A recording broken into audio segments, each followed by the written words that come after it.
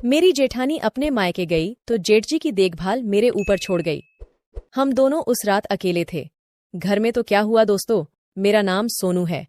मेरी उम्र 26 साल है और फिगर की बात क्या करूं, एकदम आकर्षक हूं, देखने में बहुत खूबसूरत हूं। मेरे अभी बच्चे नहीं थे। पति बाहर काम के सिलसिले में हुए थे।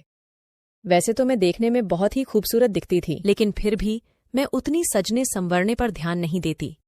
मैं और मेरे पति, मेरे जेठ रमेश और उनकी पत्नी सीमा के साथ हम लोग सब यहाँ राजस्थान में ही रहते हैं। मेरे पति काम के सिलसिले में बहुत बार घर से बाहर ही रहते हैं, लेकिन फोन पर हम घंटों बातें करते हैं। दिन का समय तो मैं अपनी जेठानी सीमा और उनके बच्चे के साथ बिता लेती हूँ, पर रात को जल्दी नींद नहीं आती क्योंकि पति साथ नहीं होते थे।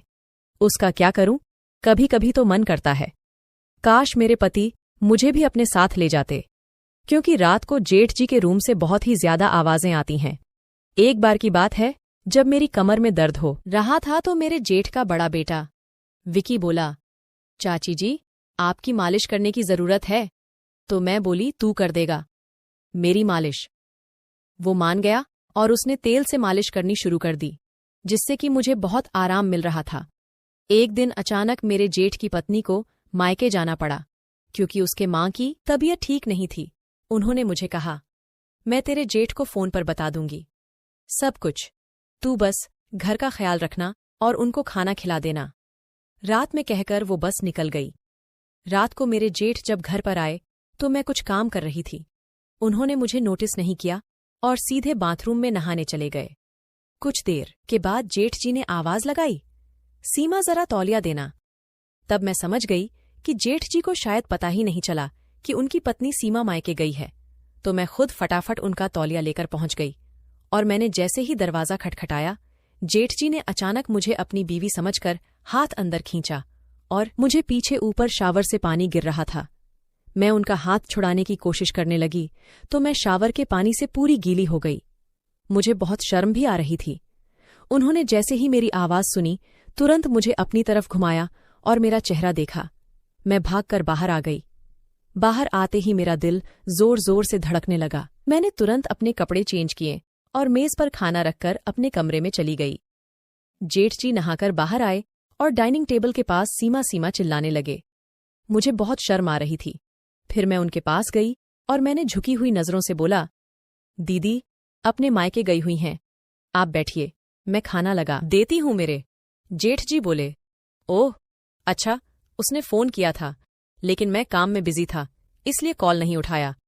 जेठ जी कुर्सी में बैठ गए और मैंने खाना लगा दिया। मेरी नजर उठ ही नहीं रही थी उनके सामने। तभी जेठ जी ने पूछा, तुमने खाना खाया? मैं बोली, आप खा लीजिए, मैं बाद में खा लूंगी। जेठ जी ने मेरा हाथ पकड़ लिया और बोले, सॉरी, मैंने तुम्हें सीमा समझ लिया था। मैंने कहा, कोई बात नहीं जेठ जी, मैं समझ चुकी हूं कि वो सब बस गलती से हुआ। तो वे बोले, अगर तुमने मुझे माफ कर दिया है तो साथ में बैठकर खाना खाओ। मैंने कहा, ठीक है। फिर हम दोनों ने साथ में बैठकर खाना खाया और बहुत सारी इधर उधर की बातें भी की। फिर मैं बर्तनों को समेटने लगी तो जेठ जी बोले, रहने दो, सुबह कर लेना, ये सब अभी जाके सो जाओ। मैं बोली, सुबह भी तो मुझे ही करना है, तो अभी क्यों नहीं बोलकर। मैंने काम करना चालू कर दिया तो जेठ जी भी मेरे साथ बर्तन करने लगे। मैं बोली, आप रहने दो, मैं कर लूंगी।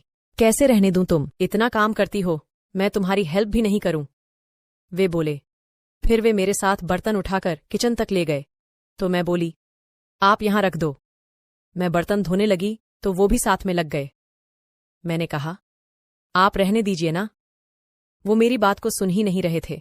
बोले, इसी बहाने तुमसे थोड़ी बात भी हो जाएगी। फिर सारा काम खत्म करके हम लोगों ने कुछ देर बातें की और फिर मैं बोली, अब चलें, सोने, रात ज्यादा हो रही है। मेरा मन तो नहीं कर रहा था, जाने का मेरा भी दिल कर रहा था कि आज जेठ जी के साथ ही तो मैं अनमनी सी अपने कमरे की ओर जाने लगी। उन्होंने मुझे गुड नाइट कहा। सुबह जेठ जी उठे भी नहीं थे और मैं सारा काम खत्म करके नाश्ता बनाने लगी। तब तक जेठ जी बाहर आए और बोले, अरे इतनी जल्दी यह सब करने की क्या जरूरत थी? मैंने बोला, आपको ऑफिस के लिए लेट ना हो जाए, इसलिए। जेठ जी ने कहा, आज ऑफिस नहीं है, मैं तुम्हें रात में ही बताने वाला था कि तुम्हें तो बस नींद आ रही थी। मैं बोली, कोई बात नहीं, आप नहा लीजिए, फिर नाश्ता लगाती हूँ। जेठ जी नहाकर आए और फिर हम दोनों ने साथ नाश्ता किया।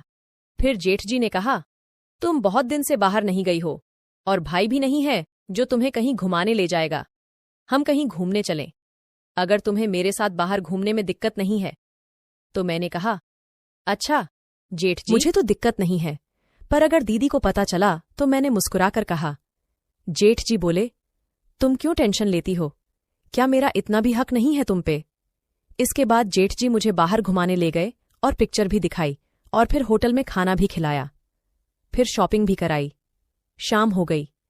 जेठ जी ने रात के खाने के लिए इधर से ही बहुत कुछ ले लिया। फिर रात को हम दोनों ने साथ में खाना खाया। आज मैं काफी घुल मिल गई।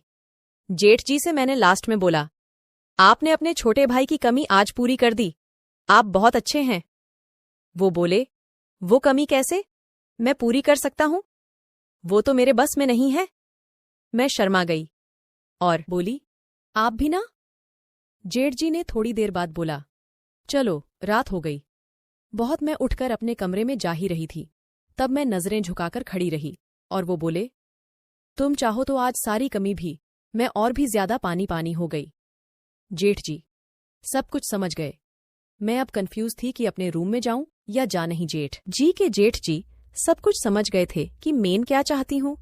उसके बाद हम दोनों ने जब तक जेठानी जी अपने मायके से नहीं आई तब तक ये सिलसिला चलता रहा।